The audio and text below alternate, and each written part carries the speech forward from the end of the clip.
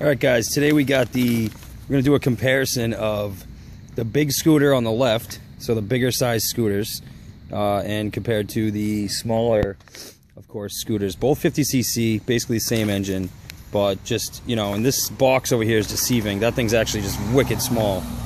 So this one doesn't even have a box and it's bigger, which is kind of funny. So that's all seat, that's all box. So first of all, biggest thing that people probably don't understand is this is a really nice scooter.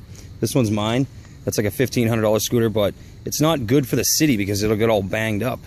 Because I don't know if you can see it on here, but like this thing's already banged up. This girl has hers in the city, and it's got to be small and, you know, stuff like that for the city. This one's too big and flashy. You can't really put that on the street and stuff. Like, it'll get all messed up. So kind of something to think about there. I don't live in the city. I live in like a suburb city, so I don't really give a crap. But she got this tiny one. So all right, first things first here. The center stand is a big part of this thing, and this little one has a piece of junk center stand. It barely even works. And this one's got a much bigger, and it's got a better angle to it, so it leans back further. So it's harder to push off of it, which is better. Because this one, if you bumped into it, you might push it forward, and then your scooter will fall to the friggin' ground. Obviously, the wheelbase is shorter, and the tires are smaller on the little one, which gives it kind of like an oversteer because it's too small and your weight's over the front tire. So mine's got a longer wheelbase and bigger tires, so you don't get that weird jerky oversteer when you're trying to turn. This bike wants to turn too much because it's trying to fold over on itself because of the wheelbase.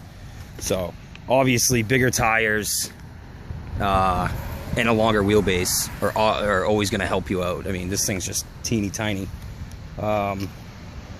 Obviously this one you're a lot lower. I mean, you probably got like, I don't know if you can see it from the video, but I mean, definitely like, I'm looking at like a 3 or 4 inch difference, at least maybe 4 inches on just basic height where you're riding at, you know, where your body is. This one's got obviously all around smaller suspension. That thing's just like super teeny in there. That thing is just absolutely tiny. And to think people put 2 people on that's amazing. People put 2 people, 300 pounds or more, on this little, I don't even know if you can see it, but it is such a tiny ass spring. And then in here, like the smallest, you can't even see them. But mine's got like actual pistons, you know, or shocks there. And then at least this one's not such a little friggin' tiny piece of crap, you know? So it kind of got, you know, you can put 2 people on this one. I usually don't, and I don't like it, but you kind of can put 2 people on it. So obviously the brakes are bigger on the bigger one. I don't know about the back. The back might be the same, but definitely the front is, this one's smaller a little bit. So, I mean, they both pretty much brake well, but the smaller one actually is a little quicker off the line because I got probably like 30 pounds of weight on it, you know, more with this one than this one. You could really tell the weight difference too.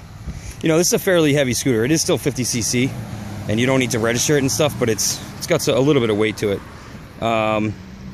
Obviously all the buttons and gauges are nicer on mine. I mean, look at that thing.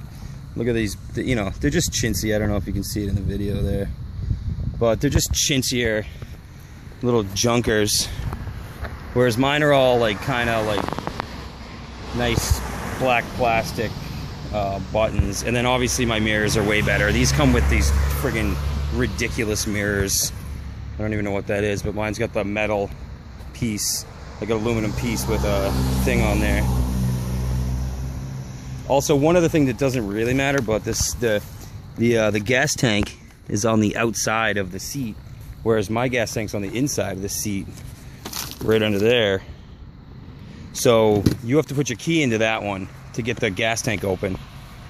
And obviously mine, you don't have to do that. You just pop the seat with the key. So, you know, mine actually this big one takes potholes a lot better too, but I mean, you always want to avoid potholes. That's one of the number one things about these scooters, man, is potholes. They will take you off the bike for sure if you go into a big enough one.